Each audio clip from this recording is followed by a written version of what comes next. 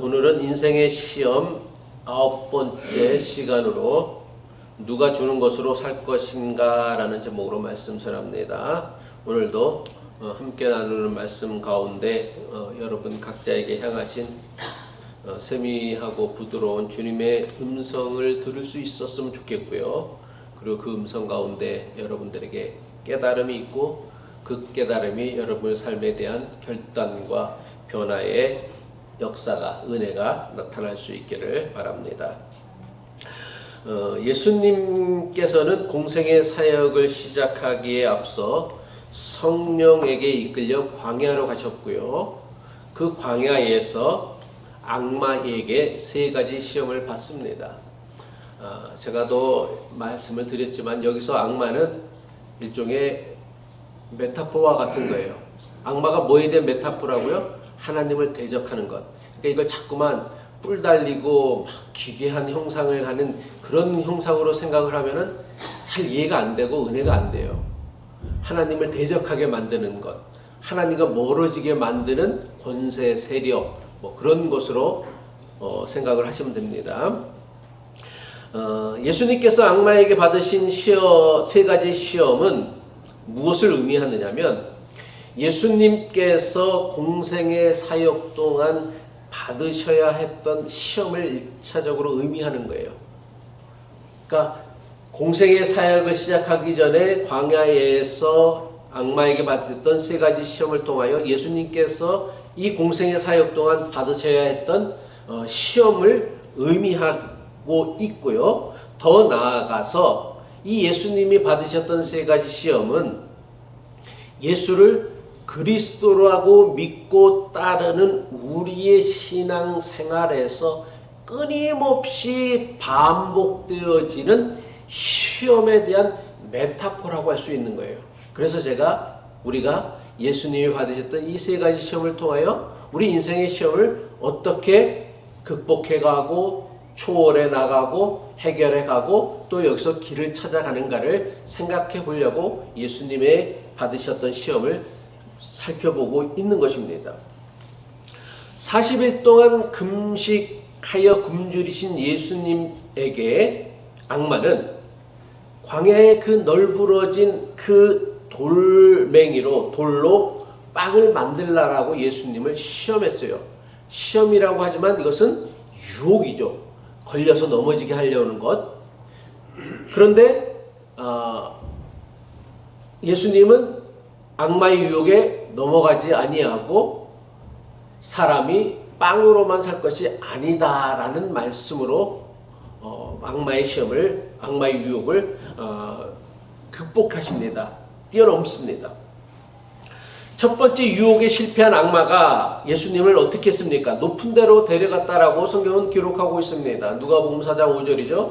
그러자 악마는 예수를 높은 데로 이끌고 가서 순식간에 세계 모든 나라를 그에게 보여주었다. 그것이 어딘지는 잘 모르겠지만은 어쨌든 세상 모든 권세를 볼 수 있는 그 높은 곳으로 예수님을 데려가시고 세상 모든 권세와 나라들을 보여주셨다라는 거예요. 예수님에게 세상 모든 나라의 권세를 보여준 악마는 뭐라고 얘기를 하냐면 이 모든 권세와 영광이 누구 거라고 얘기를 해요? 자기 거라고 얘기를 해요. 누가복음 4장 6절로 7절 말씀이죠. 그런 다음에 악마는 그에게 말하였다. 내가 이 모든 권세와 그 영광을 주겠다. 이것은 내게 넘어온 것이니 본래는 그렇다면 이게 누구 거였다라는 거예요. 하나님의 것이었는데 그것이 자기에게 넘어온 것이니 내가 주고 싶은 사람에게 줄 것이니 근데 어떻게 하면 내가 이걸 줄 것이냐면 내 앞에 엎드려서 절을 하면 너는 이 모든 것을 갖게 될 것이다 라고 예수님을 유혹합니다. 그러면 악마가 예수님에게 주겠다고 한 모든 권세 또는 그 영광이 무엇에 대한 메타포입니까? 이것은 세상에서 우리가 그토록 누리고 싶어하는 권력, 부, 명예, 인기와 같은 것들을 의미하는 거예요.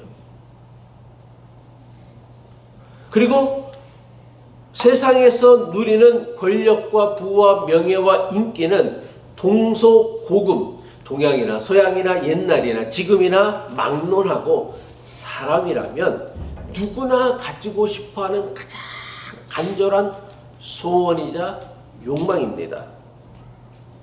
그런데 사람이라면 누구나 가지기를 원하는 그 세상의 권력과 부와 명예와 인기를 누가 준다라고 하고 있어요? 예? 악마가 준다고 해요. 악마는 뭐라고 얘기하면 이런 것들은 모두 다 자기에게, 다시 한번 봅시다. 자기에게 넘어온 것이니 내가 주고 싶은 사람에게 줄 것이니 내 앞에 엎드려 절을 하면 이 모든 것을 갖게 될 것이다 말씀합니다. 여러분, 이 사실은요 오늘 우리에게 대단히 강력한 영적 도전을 주고 있는 충격적인 말씀이에요. 무슨 얘기냐면 우리들이 그토록 가지길 원하고 손에 쥐길 원하는 그 세상의 권력과 부와 명예와 인기는 본질적으로 누구에게 속한 것이라고요? 악마에게 속한 것이다라는 거예요. 그래서 우리가 그토록 가지고 싶어하는 세상의 권력과 부와 명예와 인기는 하나님께서 주시는 것이 아니다라는 거예요.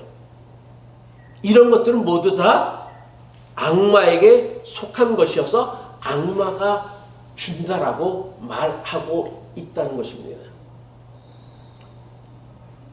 세상의 권력과 명예와 부와 인기가 만들어내고 있는 우리가 살아가고 있는 이 세상의 현실을 보면은 이런 것들이 정말 하나님에게 속한 것이 아니라 악마에게 속한 것이다라는 것을 저는 너무나 여실하게 깨닫게 되어집니다. 여러분은 어떻게 생각하시는지를 모르겠지만은 이 세상의 권세가, 세상의 부가, 세상의 명예와 인기가 만들어내고 있는 오늘날 우리가 살아가는 세상의 현실이 여러분은 어떻다고 생각해요? 참 아름답다고 생각합니까? 참 공정하다고 생각합니까? 공의하다고 생각합니까? 정의롭다고 생각합니까? 참 평화롭다고 생각하십니까? 그래요? 그렇지 않다는 사실이에요. 세상의 권력과 명예와 인기는요, 사람을 존귀하게 만들질 않아요. 사람을 정의롭게 만들질 않아요. 평화롭게 만들질 않는다라는 거예요. 세상의 권력과 명예와 인기는요, 사람을 타락시키고요, 탐욕스럽게 만듭니다. 그래서 자기보다 권력이 높은 사람에게는 어떻게 만들어? 예? 아부하게 만들죠. 왜? 자기보다 힘센 사람, 권세를 가진 사람, 돈을 가진 사람에게 아부해야 자기에게 뭐라도 떨어지니까? 떡고물이라도 떨어지니까 아부하게 만들고요.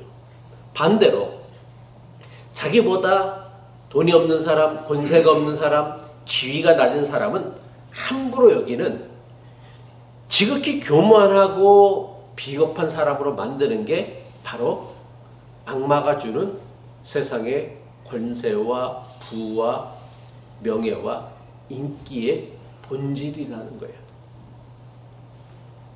물론 성경을 보면 하나님께 주시는 세상의 권세와 권력, 명예도 분명히 있습니다. 그 대표적인 경우가 요셉이겠죠. 요셉은 하나님의 은혜로 당대 최강국이었던 이집트의 총리가 되어지는 권력과 명예를 누렸어요. 다니엘 역시 나라가 망하여 포로로 잡혀갔음에도 불구하고 포로의 신분에서 바벨론에 걸쳐 바벨론과 페르시아 두 제국에 걸쳐서 총리라는 그야말로 막강한 권세와 명예를 누렸습니다. 누가복음의 말씀처럼 세상의 권세와 명예, 인기는 악마에게 속한 것이지만 하나님께서 주시는 아주 예외적인 권력과 부와 명예와 인기도 있다라는 사실이에요. 그런데 우리는 하나님께서 주시는 그 권력과 부와 명예와 악마가 주는 권력과 부와 명예에는 매우 중요한 차이가 있다라는 걸 분별해야 돼요. 그래서 아무거나 받지 말고 이게 하나님이 주신 것이다라면 받아야 되지만 이게 나를 하나님을 대적하게 만드는 것이다라면 때로는 거절할 수 있는, 저항할 수 있는 용기도 필요하다라는 거예요. 그럼 그게 무엇이냐? 어떤 것은 하나님이 주시는 것이고 어떤 것은 악마가 주는 것이냐? 하나님께서 요셉이나 다니엘에게 주셨던 권력과 부와 명예는 하나님의 뜻과 사명을 이루기 위한 꼭 필요한 권력이었어요. 실제로 요셉이나 다니엘은 하나님께서 주신 권력을 하나님의 뜻과 사명을 이루는 데 사용했어요. 자기의 자랑이나 자기의 탐욕을 위하여 사용하지 않았습니다. 오직 자기가 가진 권세, 권력으로 이스라엘 백성들을 살리는 일에 사용했다라는 거예요. 반면에 악마가 주는 권력과 명예와 인기는 하나님의 뜻과 더 많은 사람들의 유익을 위하여 사용되어지지 않습니다. 오직 자기만을 드러내고 자기만을 자랑하게 만들고 자기의 욕심을 채우는 탐욕스러운 일에만 사용되어진다라는 거예요. 그래서 악마에게 받은 권력과 명예와 인기는 사람들을 타락하게 만들고 비참하게 만들고 심지어는 많은 사람들에게 피해를 끼치고 손해를 준다라는 사실입니다. 물론 하나님의 뜻을 이루는 권력과 자신의 탐욕을 위한 권력을 구분한다는 게 쉽지 않죠. 뭐 권력은 권력이지 이게 뭐 어떤 거 하나님이 주신 권력이고 어떤 게 사람이 욕심으로 얻은 권력인지를 어떻게 구분해요? 성경은 여기에 대해서 어떻게 우리에게 말씀하고 있습니까? 마태복음 7장 20절의 말씀이죠. 이러므로 그들의 열매로 그들을 알리다라고 말씀하고 있어요. 이게 무슨 뜻이냐면 그가 가진 권력으로 그가 무엇을 하는지 그것을 어떻게 사용하는지를 보면 그것이 하나님께서 주신 것인지 악마가 준 것인지를 분별할 수 있다라는 거예요. 이거는요 세상의 부, 물질도 마찬가지입니다.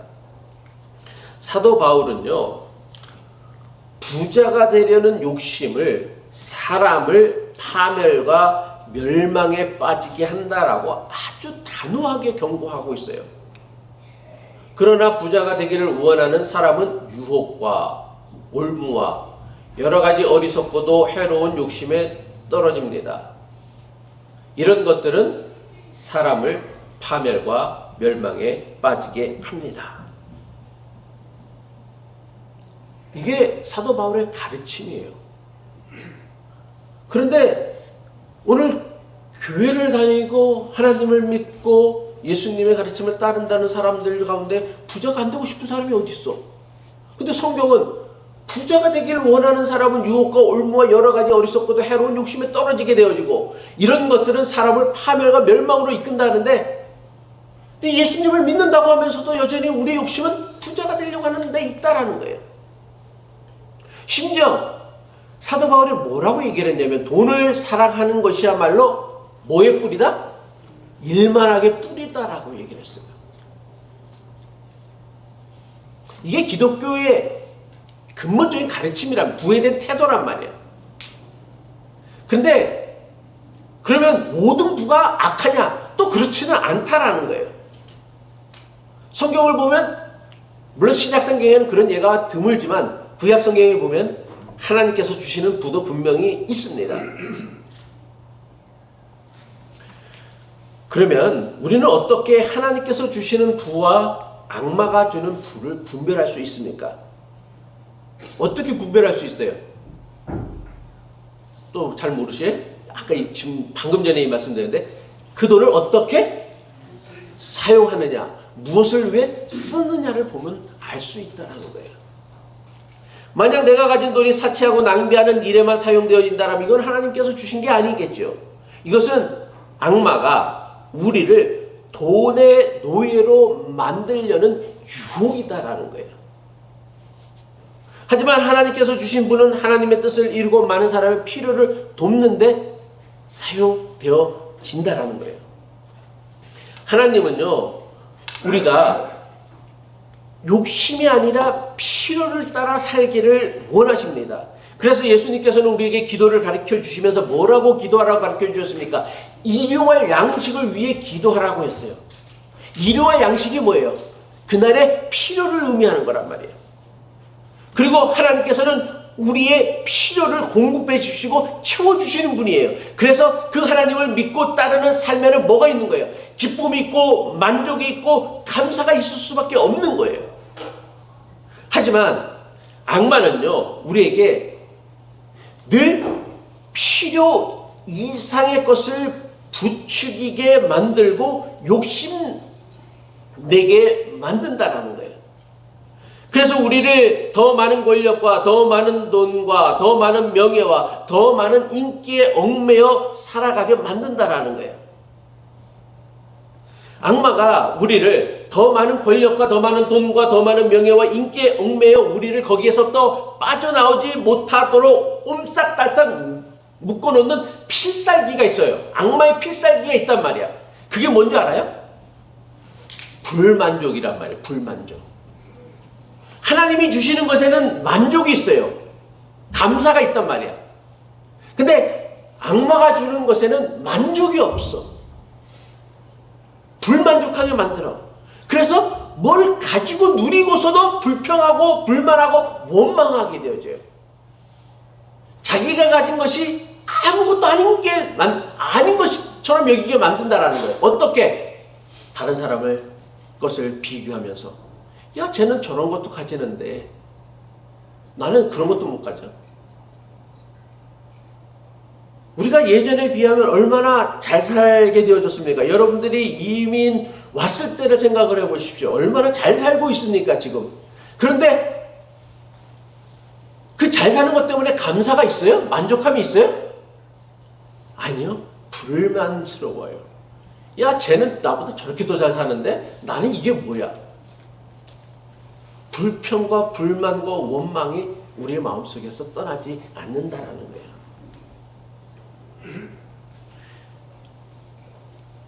하나님께서 주신 것에는요, 만족이 있고요, 자족이 있습니다. 하지만 악마가 주는 것에는요, 만족도 없고요, 자족도 없어요. 오직 불만족만 있습니다.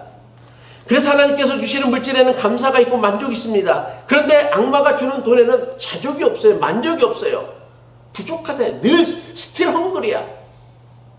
지들이 히든크도 아닌데 뭐 맨날 헝그리야.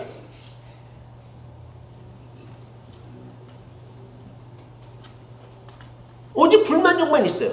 그래서 돈을 모으면 모을수록 통장에 잔고가 쌓이면 쌓일수록 자족하진 않아요. 만족하진 않아요. 오히려 이전보다 더 많은 돈을 욕심내게 만든다라는 거예요. 이거는요, 쾌락을 살펴보면 아주 분명하게 알 수 있어요. 쾌락은 하나님께서 주시는 쾌락도 있지만 사단이 악마가 주는 쾌락도 있어요. 하나님이 주시는 쾌락은요, 자극적이진 않아요. 그런데 그것을 즐기면 즐길수록 우리를 어떻게 만들어? 기쁘게 해요. 사랑으로 충만하게 만들어요. 하지만 악마가 주는 쾌락은요, 어때요? 대단히 자극적이에요. 짜릿해요. 스릴이 넘쳐요. 그런데 이런 쾌락은요, 즐기면 즐길수록 뭐예요? 만족해요? 만족이 점점 떨어져. 순간은 짜릿하고 자극적이고 참 충만한 것을 느끼지만은 이게 오래 지속되어지지 못한다라는 거예요. 그래서 이전보다 더 자극적인 쾌락에 빠지게 되어진다라는 거예요. 이건 성적인 타락도 마찬가지고요. 마약도 마찬가지예요. 마약이 왜 중독이 되어집니까?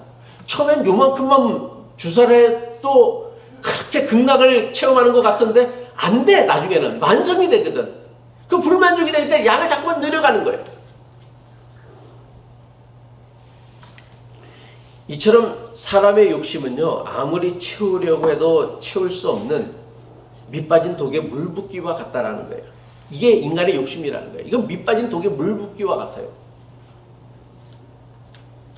채울 수 없게 뭔가를 채워야, 사람은 뭔가를 그 허전하고 허무한 마음을 채워야 거기에 만족이 있고 감사가 있는데 그 허전하고 허무한 마음을 채울 수가 없는 거야. 아무리 명품을 사서 둘러싸고 해도 그 마음의 허무와 허전함을, 공허함을 채울 수가 없는 거예요. 그러니까 늘 밑빠진 독에 물을 붓는 것과 똑같다라는 거예요. 필요 이상의 것을 욕심내게 만드는 악마의 유혹에 빠진 사람에게는요, 그 어떤 기쁨이나 만족이 있을 수가 없어요. 오직 불평과 불만으로 가득 찬 인생을 살아갈 수밖에 없게 만든다라는 거예요. 대부분의 사람의 불행은요, 욕심만큼 살지 못해서가 아니에요. 현실보다 욕심이 늘 앞서가기 때문에 사람들은 평생 욕심의 노예로 살아가는 거란 말이에요. 욕심은 끝이 없어요. 그래서 끝없는 욕심에 한번 사로잡히면 정말 우리는 욕심의 노예로 살아갈 수밖에 없다라는 거예요. 그리고 한번 욕심의 노예가 되어지면 이거는 마약 중독보다 더 심각한 중독자가 되어져서 늘 불만족하며 살아가는 거예요. 인생에 감사가 없어, 자족이 없어, 평안이 없어. 그래서 늘 불행할 수밖에 없다라는 것이죠. 그리고 이 욕심의 노예가 되어지면 자신의 한계와 능력을 뛰어넘어 자기의 욕심을 채우기 위하여 수단 방법을 가리지 않는 비열한 사람이 되게 만든다라는 거예요. 수단 방법을 가리지 아니하고 자기의 욕심을 채우려 하다 보니까 그 사람들이 무슨 일을 저지르는 거예요? 죄를 짓게 되어지는 거예요. 그리고 그 사람들의 욕심은 세상을 어떻게 만들어요? 점점 더 나쁘게 만든다라는 것이죠. 그래서 이 채울 수 없는 욕심은 자기 자신만 비참한 존재로 만드는 것이 아니라 세상을, 주변 사람들 모두를 다 못 살게 만드는 아주 심각한 인생의 시험, 유혹이 되어진다는 것이죠. 이렇게 말씀을 드리면 꼭 이렇게 말하는 사람이 있어요.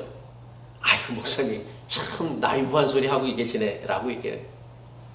아니, 사람이 욕심이 없으면 아무런 노력도 하지 않고 발전도 하지 않을 텐데 뭘 그렇게 자꾸만 그 욕심에 대해서 얘기를 합니까? 욕심이 있어야 인류의 문명도 발전하는 거고 우리도 점점 더 나아지는 삶을 살아가는 거 아니겠어요? 근데 그 욕심에 대해서는 그런 걱정할 필요가 없어요. 아무리 인간은요, 욕심을 가지지 않으려고 해도 욕심을 가지지 않는 것은 불가능해요. 욕심을 굳이 내지 않아도 스스로 욕심은 커가는 힘이 있단 말이야. 그 욕심도 정도껏이어야 되는데 그 정도껏을 자꾸만 통제하지 아니하고 그래도 욕심을 방치해주고 내버려두면 그 욕심은 점점 커 자기를 삼킨단 말이야. 욕심이. 그 욕심 누구나 다 있어요. 저도요, 하루에도 수도 없이요, 욕심을 다스리기 위하여 기도하고 묵상하고 다짐을 합니다. 제가 사실 하는 일은요, 묵상하고 기도하는 일밖에 없어. 집에서 사람들도 잘 안 만나, 어디 모임도 잘 안 가. 거의 하루 종일 집에 있으면서 묵상하고 기도하고 아침 묵상 쓰고 설교 준비하고 그게 전부예요, 제 일생에. 그런데도 제 안에 꾸물꾸물 올라오는 그 욕심을 통제하기가 힘들어. 이게 욕심이 가지고 있는 힘이란 말이야.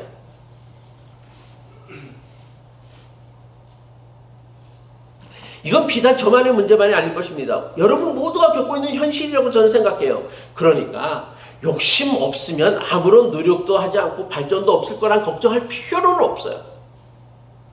끊임없이 욕심을 밟고 통제하려고 하고 다스리려고 해도 잠깐만 한눈을 팔면 어느새 욕심이 나를 다스리고 있는 우리의 현실을 발견하게 될 것이기 때문에 걱정할 필요 없다라는 거예요. 그래서 우리는 욕심 안 내면 우리가 어떻게 세상을 살 수 있겠어요? 우리 인생이 더 나아질 수 있겠어요? 그런 걱정할 게 아니라 어떻게 하면 나를 집어삼키려고 하는 그 욕심을 다스리려고 노력을 해야 하고 생각을 하고 묵상을 해야 되는 것이지.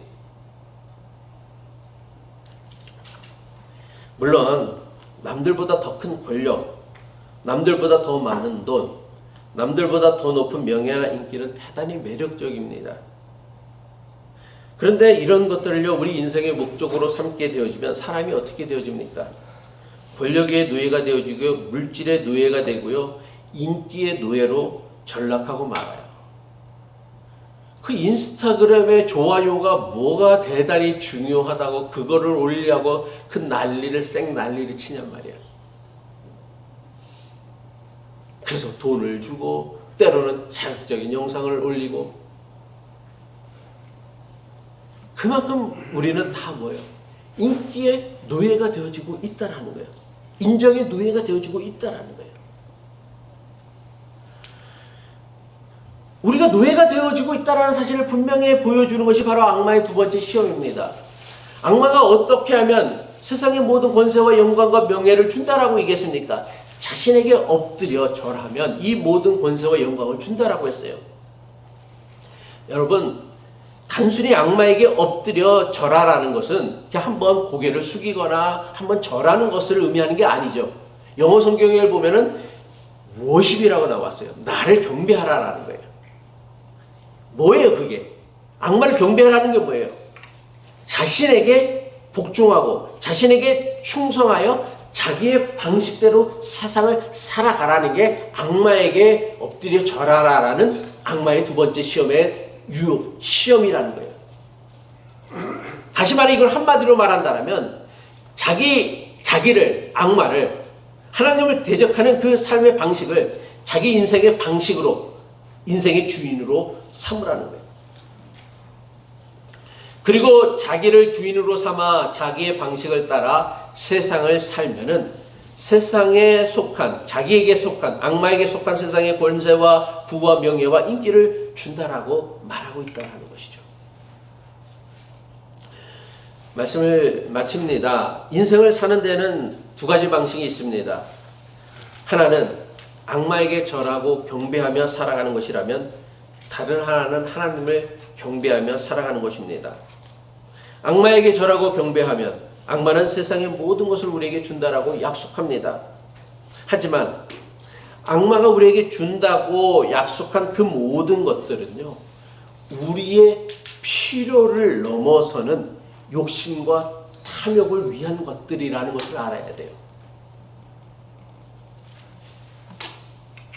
예수님께서도 하나님을 경배하며 살아가는 사람들에게는 모든 것을 더하여 주신다라고 약속하셨습니다. 마태복음 6장 33절의 말씀이죠. 그런즉 너희는 먼저 그의 나라와 그의 의를 구하라. 그리하면 이 모든 것을 너희에게 더하시리라. 예수님께서 우리에게 주신다라고 약속하신 것이 무엇입니까? 그건 바로 일용할 양식이며 우리의 필요를 공급해 주신다라는 약속이에요. 예수님께서 악마에게 받으신 두 번째 시험은요, 우리가 무엇을 위하여 살 것인지, 그리고 누가 주는 것으로 만족하며 살 것인지에 대한 매우 강력한 영적인 도전이다라는 거예요. 그리고 우리는 평생을 살아가면서 이 유혹을 맞닥뜨리며 살아가야 한다라는 거예요. 그래서 우리는 악마에게 절하고 경배하며